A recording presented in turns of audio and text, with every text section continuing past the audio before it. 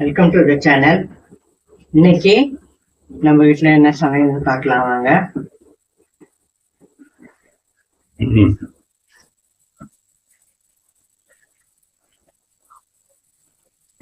இது வந்து பருப்பு ஒரு 3/4 அழகு போட்டிருக்கு.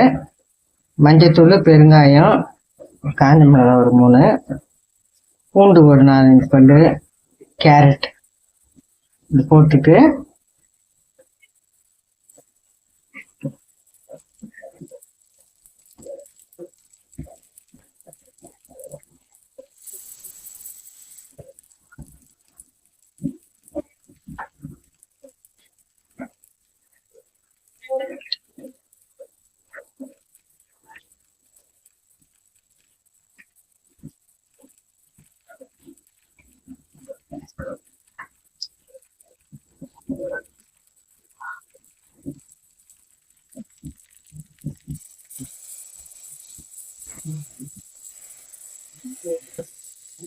பருப்பு வந்து நான் தனியா வேக வைக்கல.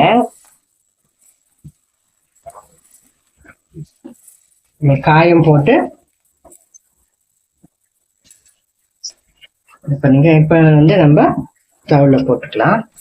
இது வந்து கடுகு, சீரகம், வெந்தயம் 3 வந்து தாளிச்சு கொட்டிருக்கேன்.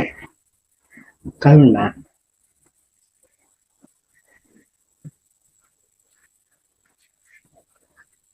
குடமிளகா போட்டுக்கலாம். அப்புறம் தக்காளி, வெங்காயம் கிடையாது இதுக்கு. தக்காளி, கேரட்டு, குடமிளகா.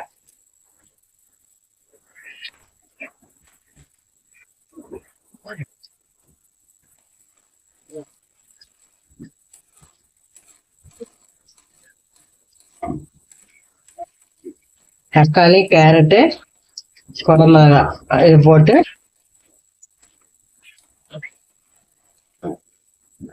தால், அப்புறம் முட்டை வறுவல். இதுதான் இன்னைக்கு உங்க வீட்டுல சமையல். இதுல எல்லாம் போட்டுட்டேன்.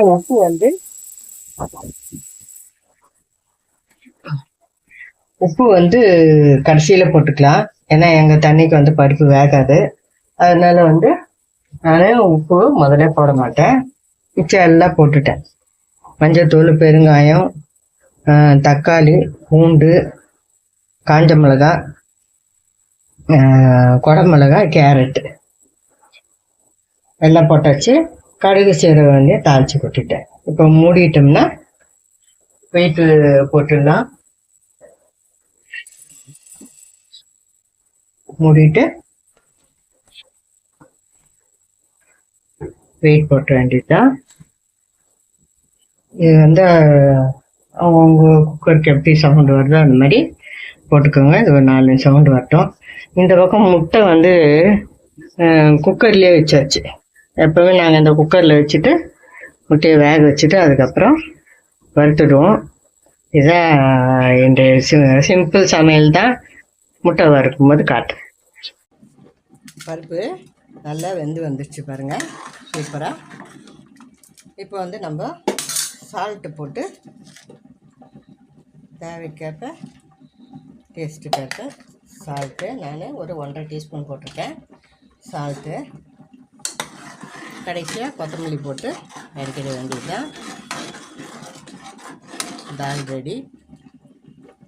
பச்சை மிளகாய் வந்து சும்மா கட் பண்ணியிருக்கு முன்னாடி. இதை வந்து போட்டிங்கன்னா அதோடய ஃப்ளேவர் அப்படியே இறங்கி நல்லா சூப்பராக இருக்கும். கொஞ்சம் ஒரு 2 கொதி வந்ததும், ஏன்னா சால்ட்டு போட்டிருக்கோம், 2 கொதி வந்ததும் இறக்கிட வேண்டியது தான். சூப்பரான தால் ரெடி ஆயிடுச்சு. முட்டை வறுத்துக்கலாம். இது வந்து முட்டை வறுக்கிறதுக்கு ஒரு 2 பெரிய வெங்காயம், ஒரு 3 பெரிய தக்காளி தொக்கு மாதிரி பண்ணிக்கிறதுக்கு போய் சும்மா 1-2 அரைச்சிட்டு வந்து எண்ணெய் ஒரு 3 டீஸ்பூன் ஊற்றிருக்கேன். இப்போ நம்ம அரைச்சிட்டு வந்ததை போட்டு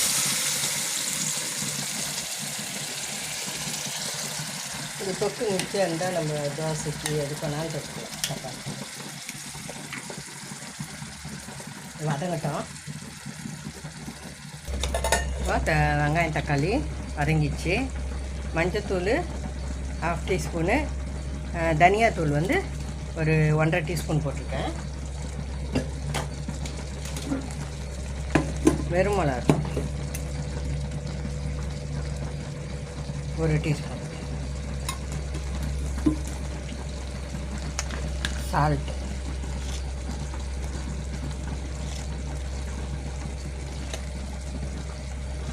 தேவைக்கேற்ப அவங்கவுங்க செய்யறதுக்கு ஏற்ற மாதிரி போட்டுக்கோங்க. இப்போ வந்து இதை நம்ம வந்து வதக்கிட்டு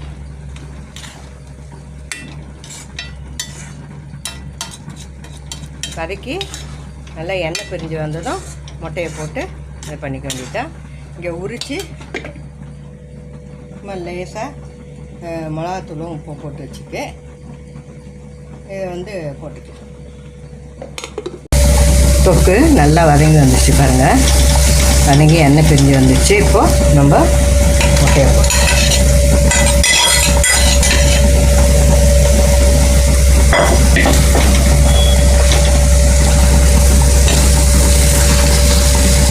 தொக்கு கூட சாதத்தில் போட்டு சாப்பிட்றதுக்கு அவ்வளோ நல்லாயிருக்கும். இல்லை தோசை, சப்பாத்தி இது கூடலாம் சாப்பிட்றதுக்கும் ரொம்ப நல்லாயிருக்கும்.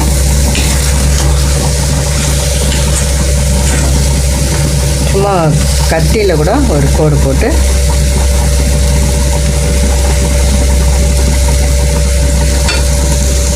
ரொம்ப இது இல்லாமல்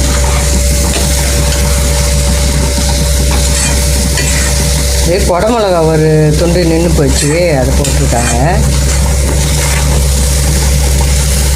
நல்லா வதக்கிட்டு சுருளாக வதக்கிடணும். நல்லா வதக்கிட்டா சூப்பராக இருக்கும். காம்பினேஷனு சூப்பரான காம்பினேஷனு.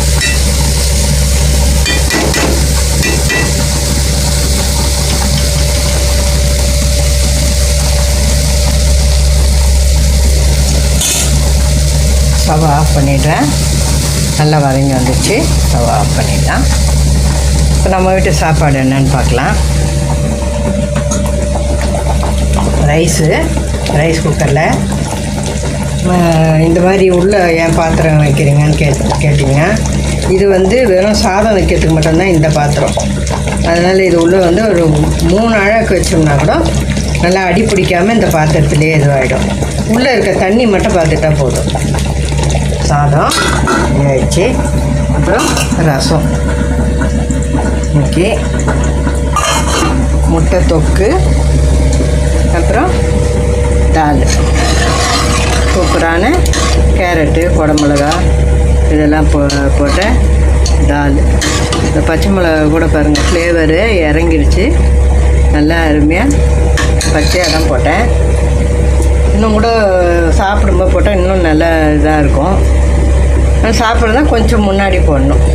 அதுதான் இன்றைக்கி சமையல் எங்கள் வீட்டில். அப்புறம் தயிர், ஊறுகாய், இதுதான் எங்கள் வீட்டு சமையல் இன்றைக்கி.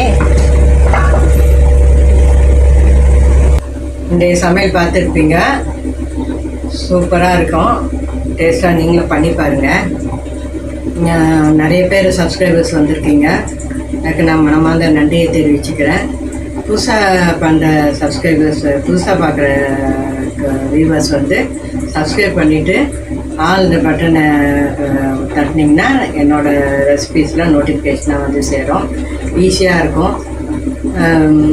நல்லா எல்லோரும் சாப்பிட்ற மாதிரி டேஸ்ட்டாகவும் இருக்கும். இதை பார்த்துட்டு பண்ணி பாருங்கள். இந்த வீடியோ பிடிச்சிருந்தா லைக் பண்ணுங்கள், ஷேர் பண்ணுங்கள், எங்கள் சேனல் சப்ஸ்கிரைப் பண்ணுங்கள். God bless you all. Thanks for watching.